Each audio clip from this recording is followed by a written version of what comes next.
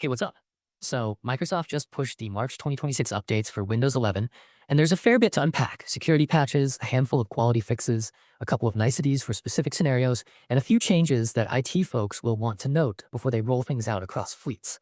The updates are cumulative, which means each package not only brings the most security fixes, but also folds in prior quality improvements. So, installing the latest one gets you up to date in one go. You might see different KBB numbers depending on which build or build family you're running, but the essentials are consistent. Fixes to some specific security and reliability issues, servicing stack improvements to make future updates apply more cleanly, and targeted updates for the newer AI component model that Microsoft is using for Copilot-capable machines.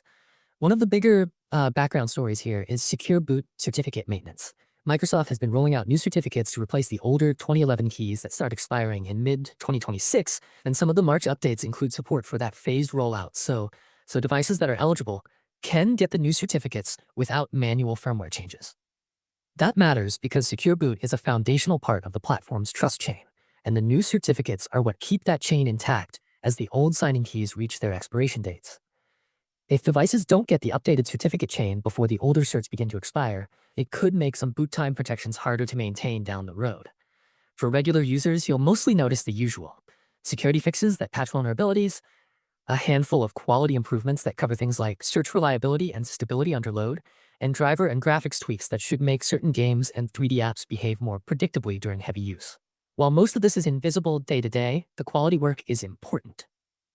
It reduces mystery reboots, odd crashes, and those edge cases where a specific workflow suddenly stops behaving after a small change. The cumulative model means you don't need to install a pile of older patches first. The newest KB does the heavy lifting. Admins and power users will want to pay attention to a couple of specific items. First, servicing stack updates were bundled into these releases. Those are the components that actually apply updates, and keeping them current reduces the chance of update failures or odd installer behavior when you try to run an offline package or apply a rollup via enterprise tools. Second, there are fixes related to application control and how COM objects are evaluated under stricter allow lists. If you run advanced endpoint policies that enforce application allow lists, you might see behavior changes on systems where COM registrations had previously been blocked. The updates refine that behavior so legitimate COM usage is less likely to be blocked by a mismatched policy. Microsoft has guidance on how COM allow listing interacts with app control policies, if you need to dig into specifics.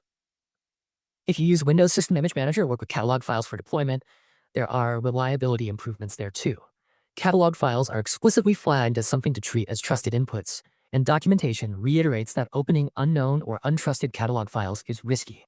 The update notes include tweaks to how the system prompts or validates catalog sources, so you're less likely to accidentally load something you didn't intend to. That's a small thing until it isn't, and for anyone building images or maintaining deployment pipelines, those little confirmations and reliability fixes can save a couple of headaches. Another strand of this release touches the AI components that ship to Copilot-capable devices. Microsoft has been decoupling certain AI models and runtime components so they can be updated separately from the core Windows feature set, and this allows quicker improvements and bug fixes for those features without waiting for major OS updates. That's why you might see references to AI component updates that only apply on eligible devices. The changes are intended to improve responsiveness, reliability, and feature parity for local AI experiences on supported machines. If your machine isn't a Copilot-class device, those particular component updates simply won't be applicable. Distribution-wise, the updates are rolling out through Windows Update for most devices and are also available as offline installers from the Microsoft Update catalog for scenarios where you need to stage or apply them manually. If you manage devices with WUSUS or another patch management tool, check the catalog entries in the file lists to grab the exact MSU or CAB-B you need. The offline packages are handy for lockdown environments or for offline testing in a controlled lab before you hit production.